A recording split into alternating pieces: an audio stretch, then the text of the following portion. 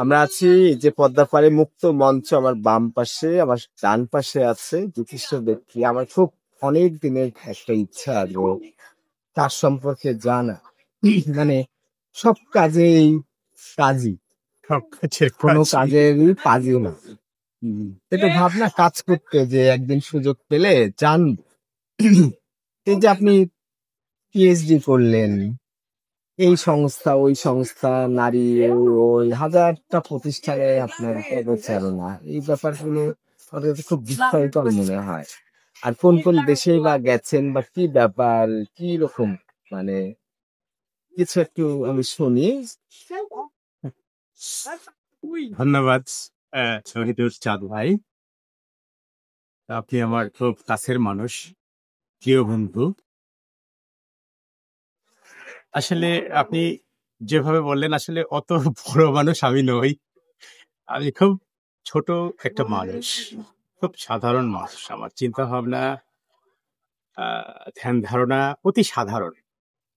তবে আমি যেটা করার চেষ্টা করি প্রতিনিয়ত, আমি কথা বলে ফেলি। সেটি আপনারা দেখেছেন, আমার ফেসবুকে অনেক সময় প্রোঅ্যাক্টিভ থাকি। ফেসবুকের মাধ্যমে এক ছোট্ট কবিতার মধ্য দিয়ে, একটু প্রবন্ধের আকারে বা বিভিন্ন সভা সেমিনারে আমি যেটা বলতে চাই, আমি সেটা বলি আর কথা বলি। এই হচ্ছে ব্যাপার।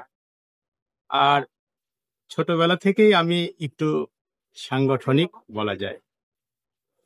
আহ, সংগঠন ভালো লাগে, বিশেষ করে শুধু রাজনৈতিক সংগঠন নয়, সামাজিক সংগঠন। মানে এক কথায় নিজের খেয়ে বনের মোষ তাড়ানো, এটা আমার ভালো লাগে আর কি। হ্যাঁ, আমি আমার আমি যখন আমার উচ্চতা ছিল, আমার মনে হয় যে 4 ফুট 2 ইঞ্চি, এরকম একটা মানুষ, 46 কেজি ওজন। তখনই আমার গ্রামে গ্রামে একটা সংগঠন, একটা ক্লাব তৈরি হয়েছে। ক্লাব তো তৈরি হয়েছে মুক্তিযুদ্ধের আগে, 1970। তো ওই ক্লাবে ভ্যাটার্ন অনেক ওই এলাকার বড় বড় মানুষগুলি দায়িত্ব ছিল। কিন্তু আমি ছোট, কেবল ইন্টারমিডিয়েট করি। তখন দেখা যাচ্ছে যে আমাকে বড় একজন মানুষকে সভাপতি করছে, আর আমাকে সেক্রেটারি দায়িত্ব দিচ্ছে। আমি যেমন ইন্টারমিডিয়েট মাত্র ছাত্র, অথচ অনেক মাস্টার ডিগ্রি, অনেক শিক্ষিত ছেলেরা আছে, টিচার আছে, বিভিন্ন প্রফেশনের লোকজন আছে। আর আমি আসলে প্রোঅ্যাক্টিভ। আমি আসলে সমাজ নিয়ে ভাবার চেষ্টা করি। আমি ওই যে 2005-এ আমার পিএইচডি অ্যাওয়ার্ড হয় রাজনীতিতে। আমি এনভায়রনমেন্টাল সায়েন্সের উপর গবেষণা করছি, করে আমি অ্যাওয়ার্ডটা পাইছি। তো পিএইচডি তার আগে আমি 2000-এ নন্দনগাছি ডিগ্রি কলেজে বোটানি ডিপার্টমেন্টে যোগদান করি। উম আর পাশাপাশি সেবামূলক কাজ আমি নিজেও করব, সেই প্রত্যয়ে আমি একটা অর্গানাইজেশনও দাঁড় করালাম 2000 শিফট শিফটের নির্বাহী পরিচালক হিসেবে। এবং তখন বেশ কিছু প্রোগ্রামও আমার যেটা মনে হয়েছে যে গ্রামের গ্রামে আমার জন্ম, অজপাড়া গায়ে। তো সেখানে দেখতাম যে সকালে উঠে ঘুম ভাঙতো চেঁচামেচি, চিৎকার চেঁচামেচি, গন্ডগোল, মানুষের টানাপোড়েন, অভাব, এইসব জিনিস দেখতাম। আমি বললাম, এতে কাজ নাই, তাই এই কাজ শুরু করে। আমার মনে হয়েছে যে দেখে যদি একটু কাজের দিকে ইনভলভ হয়, এরা যদি, ওই যে বাড়ির পুরুষটা তো কাজে বের হয়ে যায়, আহ, গাড়ি নিয়ে, তোমার লাঙল নিয়ে, চাষাবাদ, কিন্তু বাড়িতে এরা কি করে, কাঁচার মাথার। এদের যদি কাজ থাকতো, একটা একটু বাড়ির আঙ্গিনাতে একটু শাক লাগাতো, বা একটা গাভী পালন করতো, বা একটা গোট ফার্মিং, বা মুরগির একটা ছোট ফার্ম করতো, তাহলে সেখান থেকে কিন্তু একটা ফিনান্সিয়াল স্টাবলিশ আসতো। এবং সেখান থেকে তারা স্বনির্ভর হতে পারে। পাশাপাশি ব্যস্ততাও। তারপরে ব্যস্ততা থাকতো, মানুষের চলছে আসছে, গন্ডগোল এগুলো তো এটা। তো পরে আমি ওই রকম একটা উদ্যোগ হাতে নিলাম, সিস্টেম ডেভেলপমেন্ট করলাম, এবং ক্ষুদ্র ঋণ প্রকল্প দিয়ে চালু করলাম। আস্তে আস্তে 12-13 জন কর্মকর্তা নিয়োগ দিলাম। তারপরে দেখলাম যে এরা গ্রামের মানুষ অশিক্ষায় ভর্তি। আমি তাদের অ্যাডাল্ট ওমেন এডুকেশন প্রোগ্রামটা চালু করলাম ব্র্যাকের সহযোগিতা নিয়ে। এইভাবে আস্তে আস্তে তারপরে আস্তে আস্তে ওই যে হাঙ্গার প্রজেক্টের সাথে আমার অধ্যাপক বদিউল আলম মজুমদারের সাথে পরিচয় হলো খুব গভীরভাবে। আমি উজ্জীবক ট্রেনিং দিলাম 673 ব্যাচের আমি একজন উজ্জীবক। উজ্জীবকের যে মন্ত্র আমার খুব ভালো লাগে। ওরা বলে যে আত্মশক্তিতে বলীয়ান ব্যক্তি কখনো দারিদ্র থাকতে পারে না। কথাটা আমার খুব ভালো লেগেছে। পাশাপাশি তুমি যদি স্বপ্ন দেখো একা, সেটা স্বপ্ন, কিন্তু স্বপ্ন যদি হয় সম্মিলিতভাবে, তাহলে সেটি হবে বাস্তবতার সুলভ। এই কথাগুলি, এবং আমার মনে হয় যে 4 দিনের ট্রেনিংয়ে আমার যেটি আসছে সেটি হলো একটা সমাজের প্রতি দায়বদ্ধতা তৈরি হয়েছে। আমার কাছে আমার মনে হয়েছে যে আমাকে বাঁচতে হলে সমাজের প্রতি দায়বদ্ধতা, ফ্যামিলির প্রতি দায়বদ্ধতা, রাষ্ট্রের প্রতি দায়বদ্ধতা, এগুলি নিয়েই বাঁচতে হবে। তো সেই সব কমিটমেন্টের নিরিখে আমি আসলে পথ চলা শুরু করলাম। আস্তে আস্তে অনেক বড় বড় মানুষের সাথে আমার সাক্ষাৎ সাক্ষাৎ হয়, আলাপচারিতা হয়, ফ্রেন্ডশিপ হয়। এই আস্তে আস্তে আস্তে আস্তে আমার পথ চলা। মানে সপ্তাহে দেখি প্রায় দিনেই কোথাও না কোথায় আমন্ত্রণ থাকে দেখি প্রায়ই। এটা কত ঘন ঘন বা কোন কোন জায়গায় কি কি ব্যাপার হয়? আসলে ইন দি মেন টাইম আমি অনেকগুলি সংগঠন, স্বেচ্ছাসেবী সংগঠন, সামাজিক সংগঠনের সঙ্গে জড়িত হয়েছি। তাও তো অনেক 25-26টা দেশীয় আর ইন্টারন্যাশনাল 3-4টা অর্গানাইজেশনের সঙ্গে জড়িত। ফলে সোয়ালোস হলো একটা অন্যতম। সোয়ালুজ ডেভেলপমেন্ট সোসাইটি, হ্যাঁ হ্যাঁ। সেটির আমি অ্যাডভাইজার হিসাবে আছি। হুম। আমার সৃষ্টি নির্বাহী পরিচালক। তারপরে জাতীয় কন্যা শিশু অ্যাডভোকেসি ফোরামের আমি রাঁচি জেলা সভাপতি।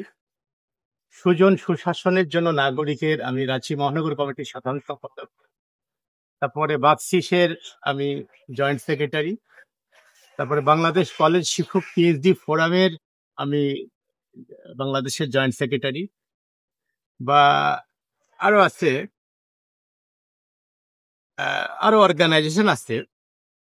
রিসেন্টলি যে অর্গানাইজেশনটা তৈরি হলো, ফ্রান্স প্রবাসী এক ভদ্রলোক মেকার রহমান এটা তৈরি করছে এই 2025-এ, মানে দুর্নীতি মুক্ত বাংলাদেশ গড়ার তৃপ্ত শপথ হাতে নিয়ে একটা সামাজিক সংগঠন তৈরি করেছে, নাগরিক প্ল্যাটফর্ম গ্রিন ফোর্স বাংলাদেশ। তো গ্রিন ফোর্স বাংলাদেশের আমি রাজশাহী বিভাগের সেক্রেটারি দায়িত্ব। তো এরকম অনেকগুলি সংগঠন, সামাজিক সংগঠনের সঙ্গে জড়িত থাকার ফলে দেখা যায় যে একটু লেখালেখি খাতো আছে। ফলে বিভিন্ন সংগঠন ভাইদের সঙ্গে আমি যাই, আমি আমার কথা বলার চেষ্টা করি, দেশের কথা বলার চেষ্টা করি, মানুষের পক্ষে কথা বলা, সুবিধা বঞ্চিত মানুষের পক্ষে, গরিব মানুষের পক্ষে কথা। সোয়ালোজের ব্যাপারটা শুনি। সোয়ালুজ, হ্যাঁ, ওরা তো চারঘাটে আমি বলবো যে রাজশাহীরই একটা বড় ধরনের নন গভর্নমেন্ট অর্গানাইজেশন। তারা হ্যান্ডিক্রাফট নিয়ে কাজ করে এবং তারা তাদের যে উৎপাদিত যে প্রোডাক্টগুলি, বিশেষ করে নকশি কাঁথা, তারপরে পাঞ্জাবি, রুমাল, তারপরে বোতাম, ওই যে নারকেলের ছোবড়া আমরা ফেলে দিই সেখান থেকে তৈরি করা বোতাম, এ ধরনের অনেক কিছু তারা তৈরি করে এবং এতে বিদেশে বাজারজাত অনেকগুলি কান্ট্রিতে তারা এইগুলিকে দেয় এবং সেখান থেকে একটা ভালো অ্যামাউন্ট তারা ইনকাম করে। এবং সেবামূলক অনেক কাজের সঙ্গেও তারা জড়িত। একটা সময় তো শোয়ালো যে আমি প্রচুরই যেতাম, অনেকগুলি প্রজেক্ট ছিল। বিগত দিনে কিছু প্রজেক্ট কমে গেছে, তারপরেও দেখা যাচ্ছে যে প্রতি মাসে একবার দুবার সেখানে আবার যাওয়া পড়ে।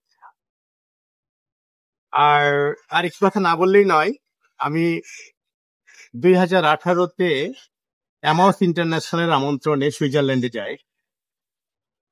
এই কাজটি অবশ্য সহযোগিতা সোয়ালজি আমাকে করেছিল। সোয়ালজির বিশেষ করে শ্রদ্ধেয় রাহায়ন ভাই নির্বাহী পরিচালক বা সহকারী পরিচালক শ্রদ্ধেয় বিনি আপা এই বিষয়টা আমাকে কনফার্ম করেছিল যে যাওয়া লাগবে, এবং তারাই সবকিছু করছিল। যাই হোক, আমি সুইজারল্যান্ডে ওটা একটা বিরাট অপরচুনিটি ছিল। জেনেভাতে অনুষ্ঠিত 37টা দেশের একটা ফার্স্ট ওয়ার্ল্ড অল্টারনেটিভ ফোরাম ছিল, 350 জন পার্টিসিপেন্ট।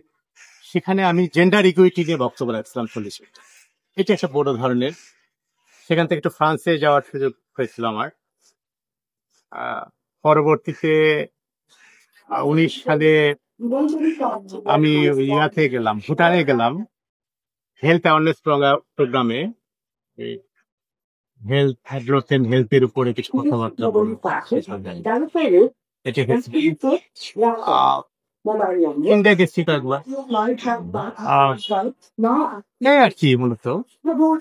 আর করোনাকালীন সময়ে আরো কয়েকটা দেশের সফর ছিল। করোনাকালীন সময়ে সে বাতিল হয়ে গেছে, পরবর্তীতে আসবে হয়েছে।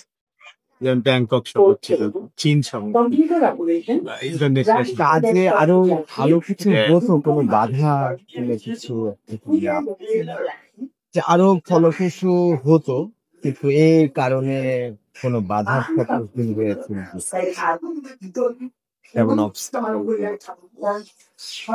আসলে বাধা বলতে গেলে আসলে আমি যেটা মিস করি বা ফিল করি সেটা হলো, সর্বোপরি আমাদের দরকার হলো গণতান্ত্রিক একটা রাষ্ট্র বিনিয়োগ, যেটা যেটা বাংলাদেশ গণতান্ত্রিক রাষ্ট্র হিসাবে যতটুকু ছিল সেটাও এই 16 বছর গণতান্ত্রিক রাষ্ট্রই ছিল না। ফলে কথা বলার স্বাধীনতা মানুষের ছিল না ওইভাবে। এটা একটা ওটা বড় সমস্যা, ভালো মানুষের জন্য ভালো সমস্যা।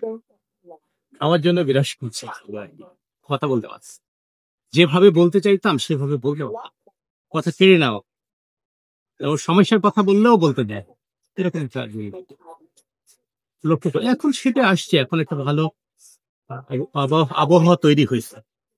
তারপর দেশের অবস্থা তো অত ভালো। তারপরে অনেক জায়গায় আছে যে হয়তো আপনাকে টাকা উচিত ছিল, এরকম ক্ষেত্র যেখানে চালাকি করে ডাকে অনেক অনেক অনেক অনেক আপনার জুনিয়রকে ডেকেছে বা খুব একটা অ্যাক্টিভ না তাকে ডেকেছে, এই ধরনের।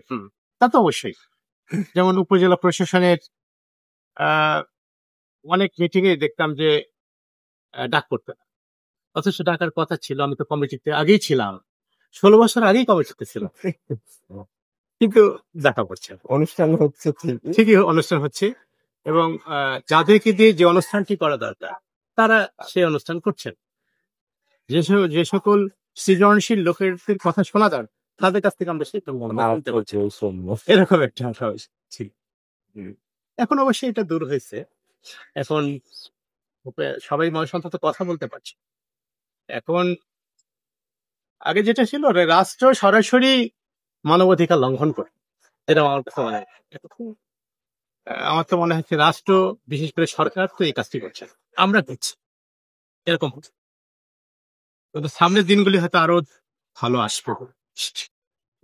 আরেকটু পিএইচডির ব্যাপারটা কিভাবে হলো, কে বললো, ইন্সপিরেশন থেকে আসলো, বা কে সুপারভাইজার, বিষয়টা কি ছিল? আসলে এটা আমি যখন দেখতাম যে বেশ কিছু পিএইচডি গবেষক বা পিএইচডি থার্ডের ক্লাস আমি করেছি, আমি যখন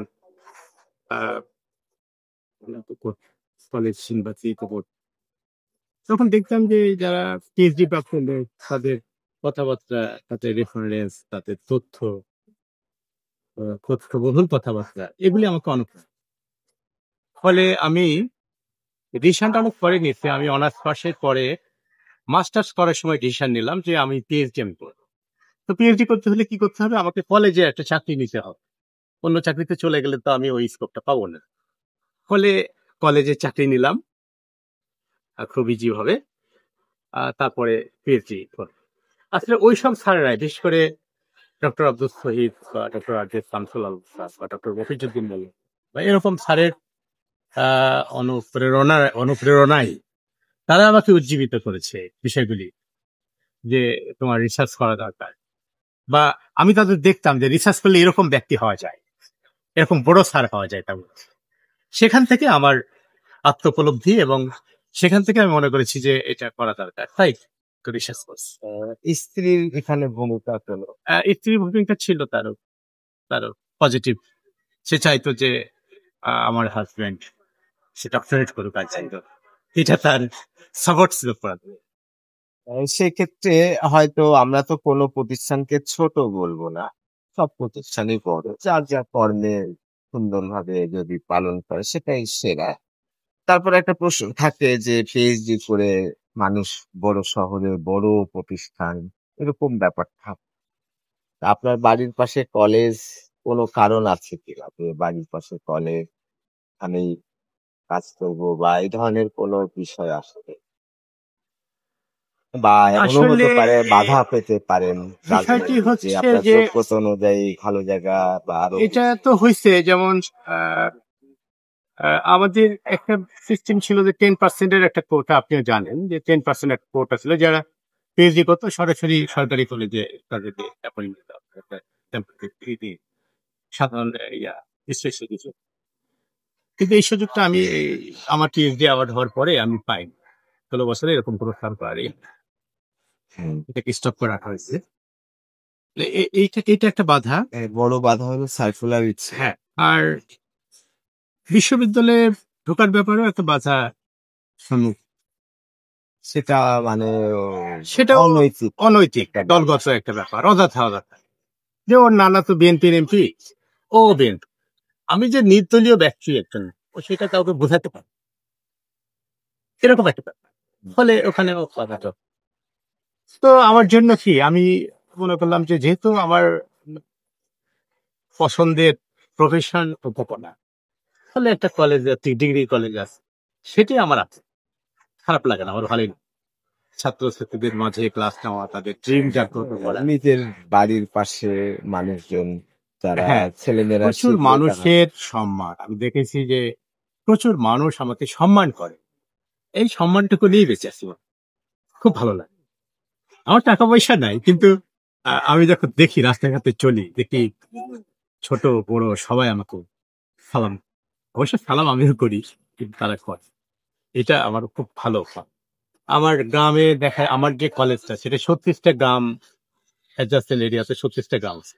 মানে 36টা গ্রামের ছেলেমেয়েরা আমার কলেজে ঢোকে। আমার মনে হয় যে 36টা গ্রামের যে কোনো বাড়িতে গেলে পারে তারা আমাকে সম্মান করবে, এক কাপ চা খেতে দেবে। এই যে সম্মান, এটা তো বিশাল ব্যাপার। আমরা একটু বিনোদন নিয়ে পরে কথা বলবো, একটু বিনোদন।